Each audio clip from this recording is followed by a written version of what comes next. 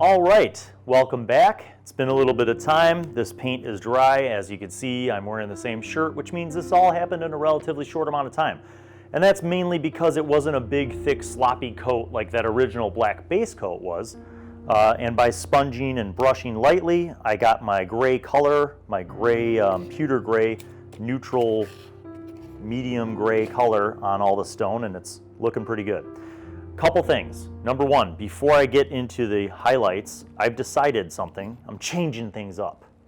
I'm going to use this burnt umber, that specific burnt umber. That burnt umber is like a darker brown, and I have decided I want to lightly sponge on some of this burnt umber. Just occasional splotches to give the top of this a little bit of a dirty look. I'm not going to hit the sides as much. I think I'm going to keep those kind of where they were. So I'm just going to blob this right out. Yep, there you go. And then what I'm going to do is use a different side of this natural sponge. So before I was hitting it with this, which had some kind of nice holes there. Now I'm going to use this angled piece and just kind of lightly tap here and there. But before I do that, I need to add a little tiny bit of water. Maybe that's too much. I don't know. We'll find out. Yeah. So I'm kind of spreading my paint out here. And that's good. I'm going to blob, blob, blob, blob, blob, blob. Load that sponge up with some paint. And then I'm going to sponge some of it off, because this is almost like a dry brushing technique. Okay, good. Here we go. It might be a catastrophe or it might be cool. Same technique as before. I'm just going to kind of bounce around, and I'm moving as I do it so that all the shapes aren't exactly the same. Even switch it around in my hand a little bit. I like where this is going. Getting some brown chunks in there. Mottled brown kind of thing there. I'm kind of bopping it around, stippling it in, sponging it on. It's okay if it smears a little bit, but I don't want it to smear too much. Okay, and why did I come up with this at this last moment? Because I felt a little bit like the gray was too flat on the top. So I'm gonna load up this sponge some of it off, and hit this guy over here with some different angles, twisting my wrist around until I get some brown up on that. Need more paint. The sponge soaks up paint like a sponge, because it's a sponge. Here we go. Boom, boom, sponge, sponge, sponge. Brown, brown, brown. Get some brown on there. Okay. I feel good about that, don't you? So, here's where we're at. That was really simple. It didn't take much time, and it didn't use a whole lot of paint. I don't want to dry brush over this because it's wet. So what I'm going to do is dry brush around my edges. And this is kind of an important part, and I don't want you to miss it. So over here, I'm going to open up my granite gray. And again, these are all just cheap paints that you could get from like Walmart or other places, but Walmart's pretty ubiquitous if you live in the States.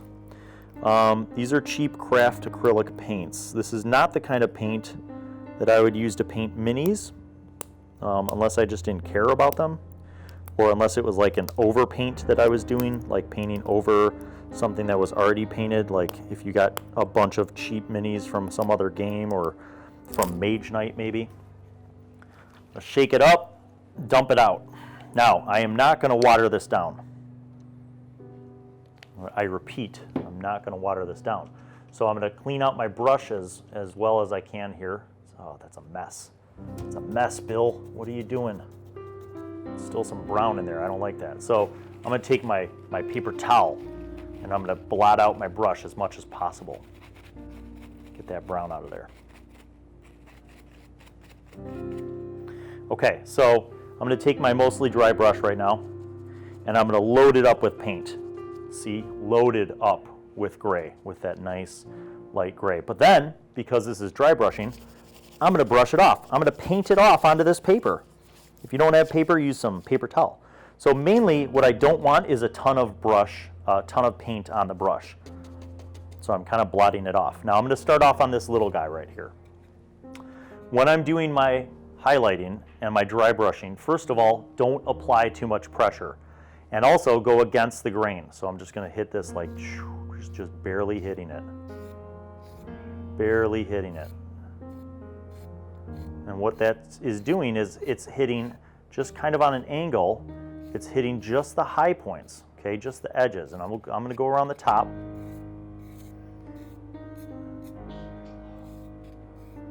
Can you see that? Now I'm gonna break my own rules and do some occasional brush strokes across too.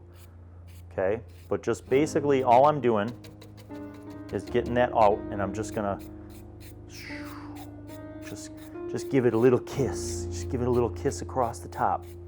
Just a little bit of gray to hit those highlights, hit those high points and those peaks right there. Is that good? Can you see that?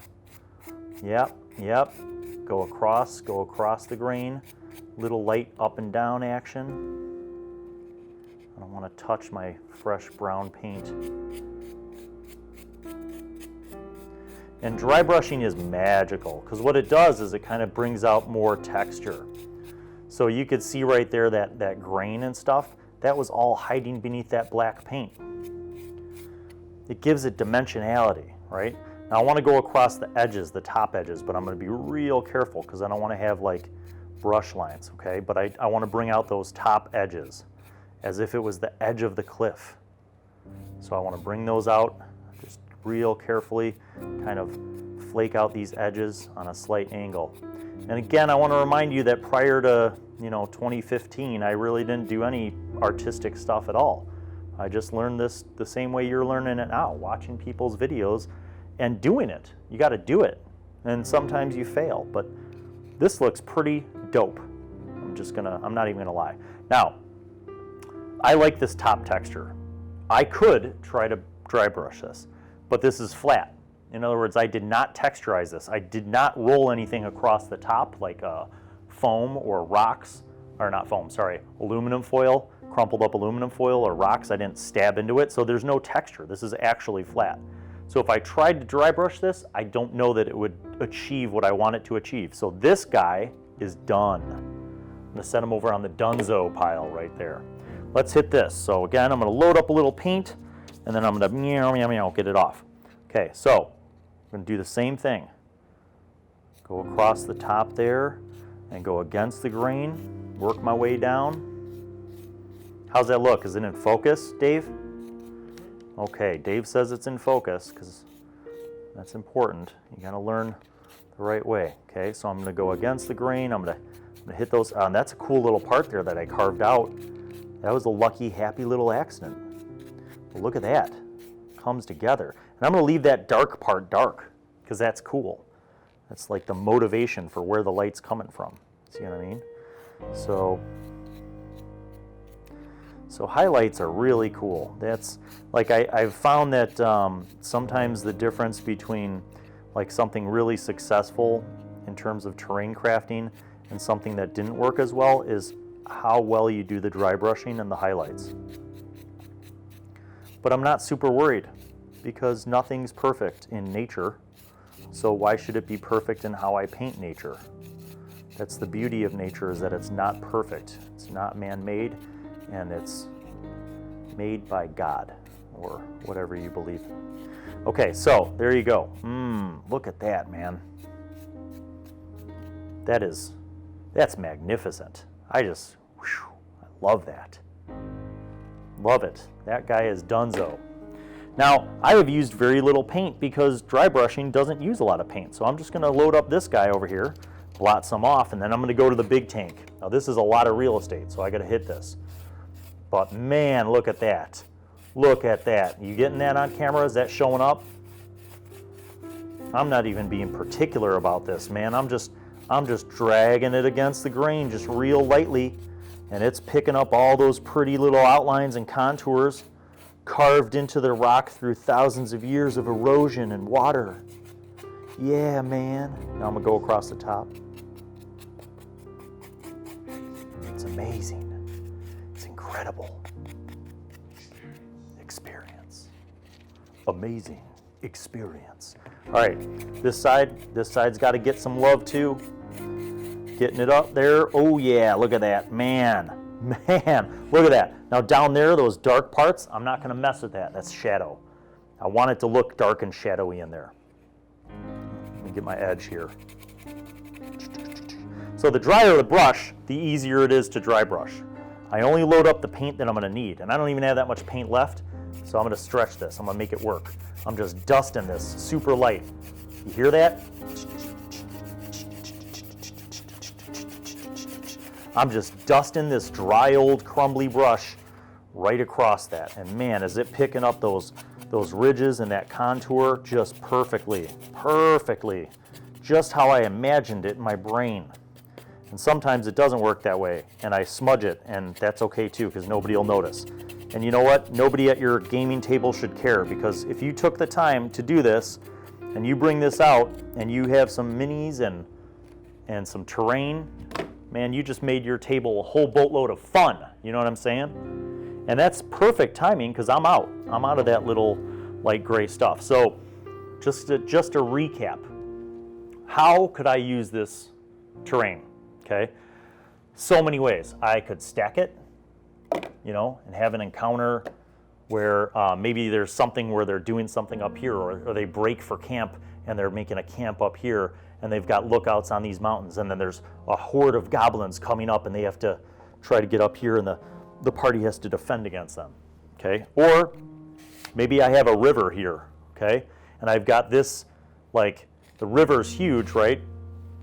So they have to jump down into the river, and there's like a stone structure there, and maybe a bridge to there, and then the other side, you know, so they have to get across or something from one side to the other. And when they get to the middle part is when a bunch of Sahuagin come out of the water and attack them.